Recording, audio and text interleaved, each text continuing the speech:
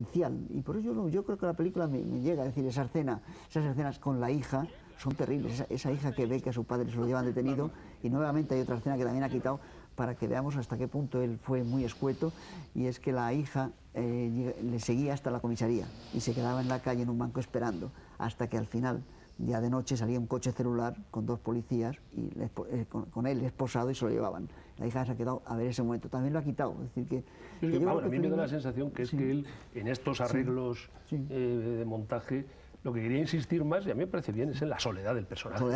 Yo creo que él lo que quería era desnudar de todas las relaciones para que la historia de Augusto fuera una historia de un hombre solo y un hombre angustiado. Bueno, eso has hecho toda su vida. Y un hombre con mucho miedo, porque a mí me parece que todos los aspectos que se nota mucho en el Bidone, que tienen miedo. No se sabe bien miedo a qué, pero tienen miedo. Pues esos son sus personajes. Mastroianni en 8 y medio, en La Dolce Vita es así, el Zampano es así. Lo que pasa es que yo, en ese aspecto, que estoy de acuerdo contigo, todo el itinerario, digamos, de este personaje, la búsqueda de algo y tal, me parece que al final hay un exceso, me da la sensación un poco de moralina, porque al final hay como una especie... Aquí hay un aspecto que hablábamos antes mientras veíamos la película, José Luis y yo. Desde luego este personaje al final es un personaje en principio arrepentido, en principio consciente de su culpa y en principio con el castigo que tiene por esto.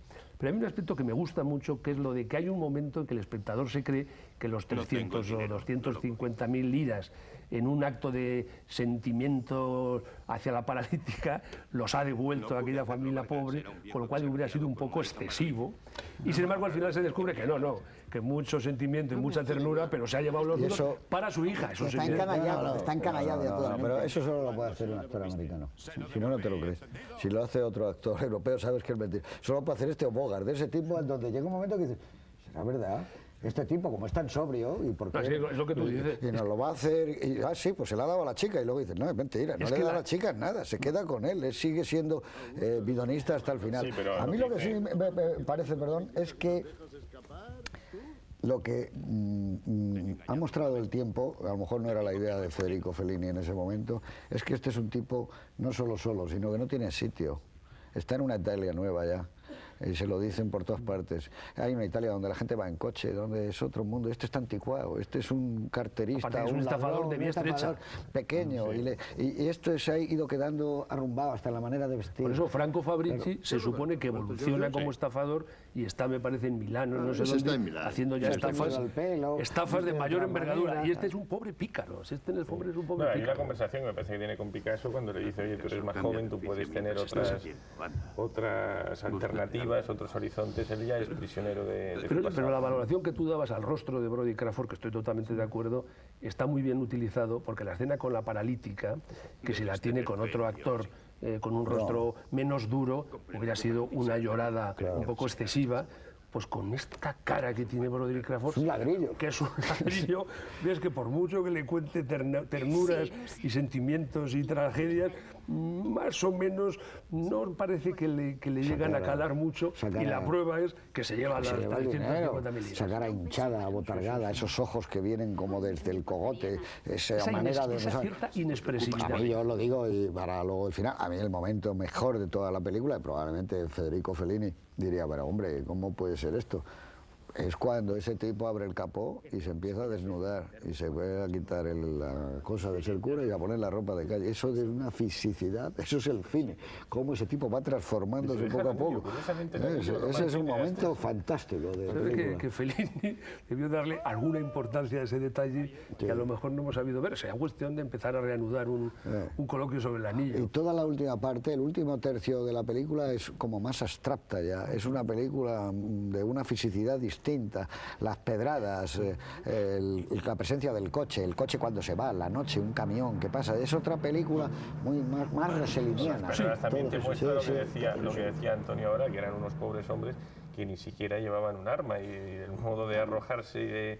Claro, pues era con piedras, no podían herirse de otra... Pero Antonio ha dicho una cosa muy interesante antes, que es que refleja mucho la Italia de ese tiempo. Es decir, yo tuve que hacer un par de veces unos viajes a Castel Gandolfo, y eso al Papa, me imagino.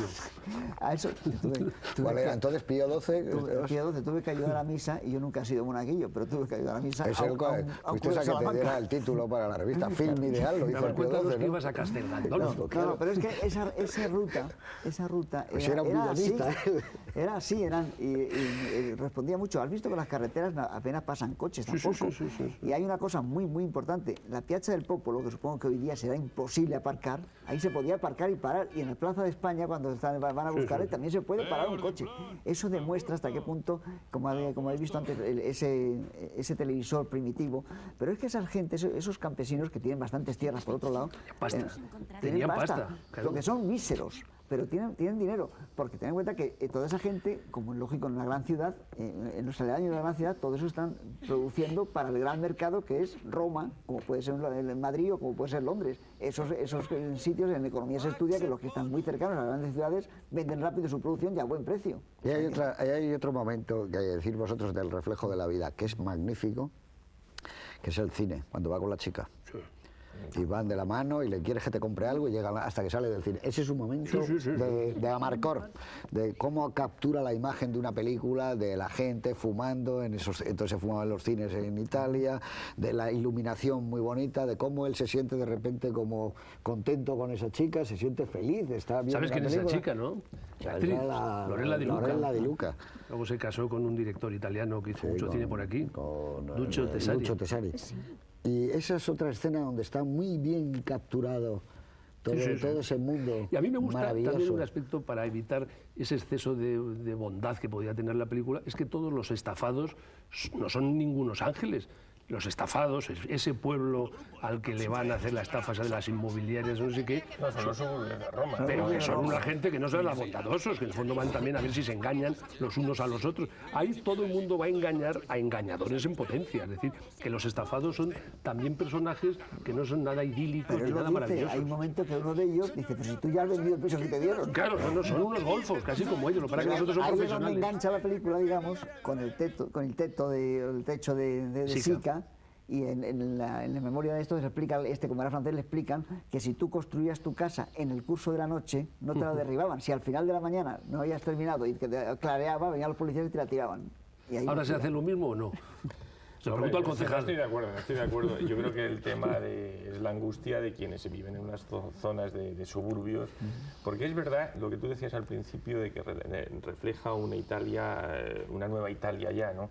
Y eso demuestra la ventaja, digamos, de los regímenes democráticos, como fue en la República Italiana frente a la dictadura. La guerra española había terminado en el 39, Italia había sufrido las consecuencias, no digamos además de qué manera, de la Gran Guerra, y sin embargo ya a la altura del año 55, ese detalle que hablaba José Luis al principio del programa, de la televisión en la casa esa de campo, demuestra que la recuperación de la economía italiana fue muchísimo más rápida que la española, donde todavía estábamos en el año 55, cuando Fellini rueda el bidón. No tuvimos plan Marshall nosotros. No, evidentemente, pero no tuvimos plan Marshall, ¿por qué? Por una la manía consumista en Italia y en Francia ya empezó en los años 55. Y en España llegó con 10 o 12 años de retraso. Claro, los coches estos que hablabas tú. Yo me acuerdo que en los años 50, cuando salíamos, vamos, en el 55, 56, que yo creo que fue la primera vez que yo salí fuera, siendo todavía un niño, me acuerdo que lo que me sorprendió fundamentalmente fue lo del consumo.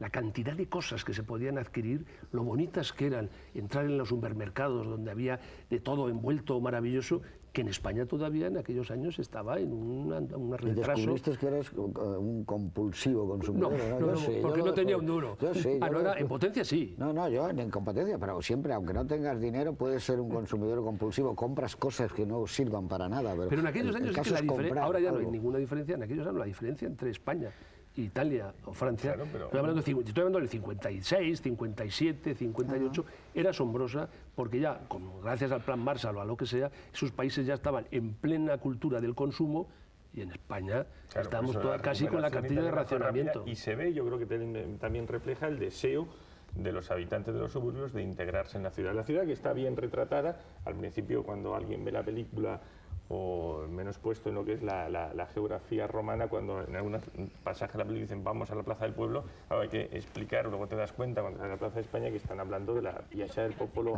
romana, que sale con dos encuadres iguales, yo creo que ahí conoce también o se encuentra con su hija, y luego el bellísimo retrato de la primera mañana de año, después de la fiesta de Nochevieja, cuando se encuentran las dos prostitutas. Yo creo que ahí la Piazza del Popolo está perfectamente retratada también la escalinata de la Piazza España, y luego los suburbios. Yo creo que los alrededores de Roma, en esos, al inicio de la película, esas tomas... Las colinas de Roma, todo está muy bien. Perfectamente... A mí me gustan mucho también las elipsis, que posiblemente no sean de guión, sean de montaje,